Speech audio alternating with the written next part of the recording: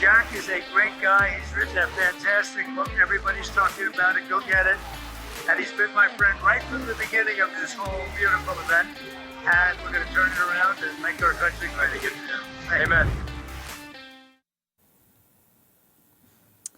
All right, Jack Posobiec, we are back live on this historic day here in the United States, but we're also covering what's happening across the world, the Middle East, that region, and beyond. We're joined by former DoD official Dan Caldwell to go through some of these not only historic scenes, but also an understanding of where perhaps we may be moving forward. Dan, thanks so much for joining us today.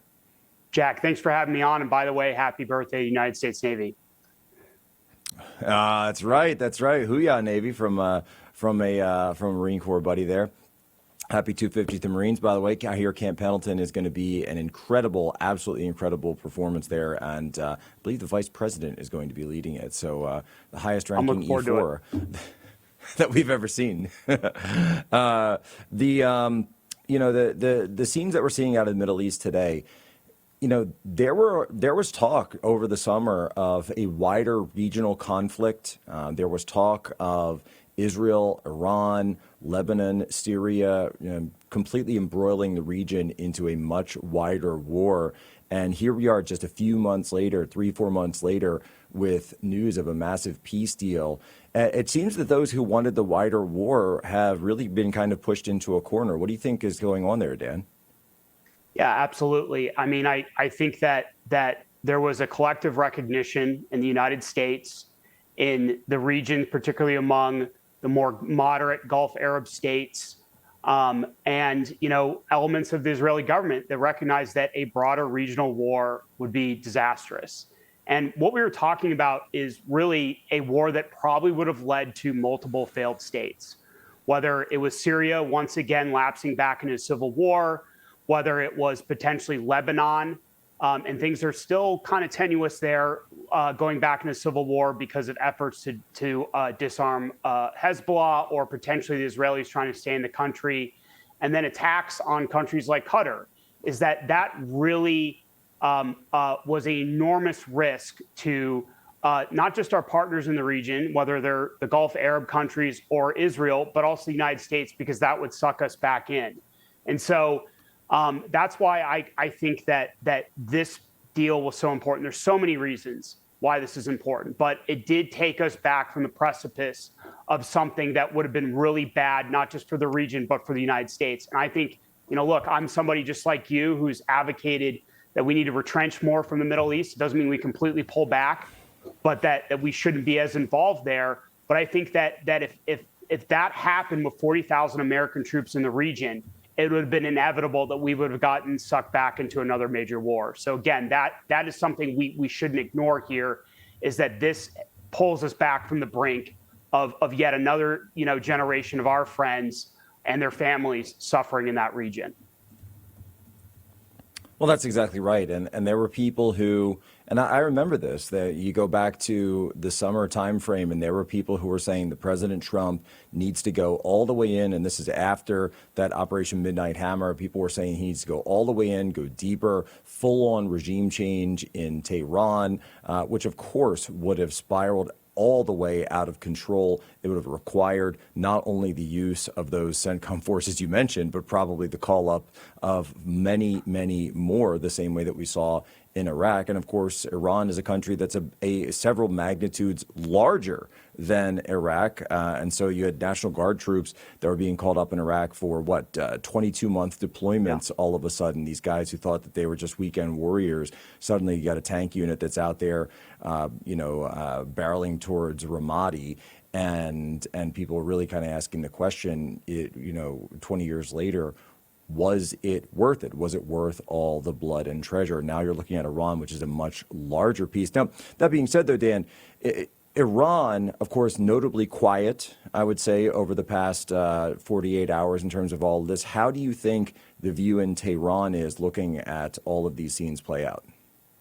Well, so it's important that and I know you know this, that not all these countries are unitary entities, is that they have factions. And within Iran, there's hardline factions, there's more reform, moderate faction. There's not, like a faction of Jethroian Democrats, but they're not united in their what they believe should be the foreign policy of Iran.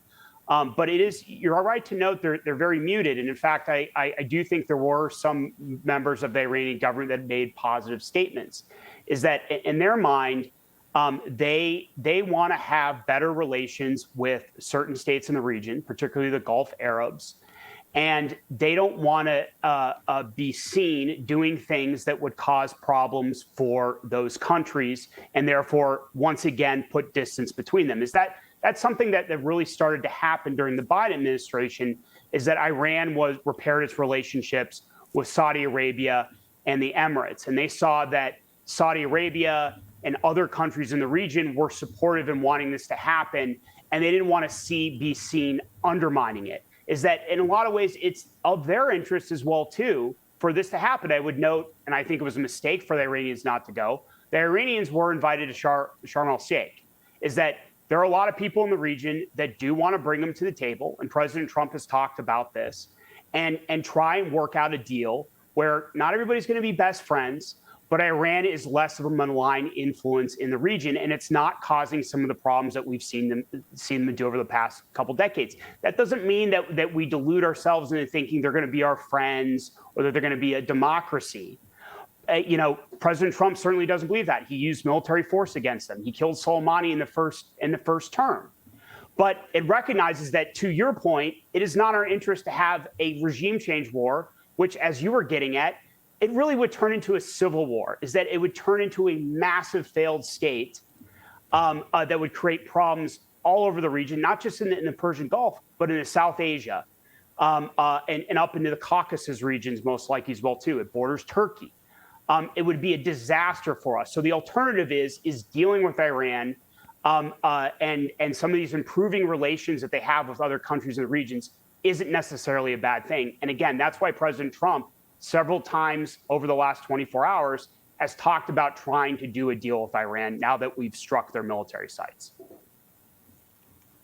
Well, that's exactly right. And of course, that will be, I think, and as we've said, this is phase one of the deal. And we know that President Trump is looking towards his relations towards Iran quite strongly. And I'm just going to say it. I'll put my chips in. I think we see a sit down between President Trump and the leaders of Iran before he leaves office. I think that's something that's going to happen. I don't know if he's going to go all the way to Tehran or they'll find some middle ground, maybe Qatar itself, by the way, or Egypt like this. But I would say that the path is now open for a meeting between the United States and Iran, our political leadership, President Trump, and the leaders of Iran, maybe not the Ayatollah, but certainly the political leader, and a potential real opening of those relations there that we just haven't seen since the days of the Islamic Revolution. Last word to you, Dan Caldwell. Yeah, I'd just say a famous neoconservative during the Iraq War said, "Amateurs go to Baghdad, real men go to Tehran." Of course, they were talking about war, but as a peacemaker, real men go to Tehran, and I think President Trump is the person to do it. I totally forgot about that quote, but you're right. That's exactly right. That's what I'm saying. Real men go to Tehran. Dan Caldwell, where can people go to follow you and get everything you're putting out? On X at Dan D. Caldwell, that's the best place to follow me. Get my musings on various things from Metallica to world events.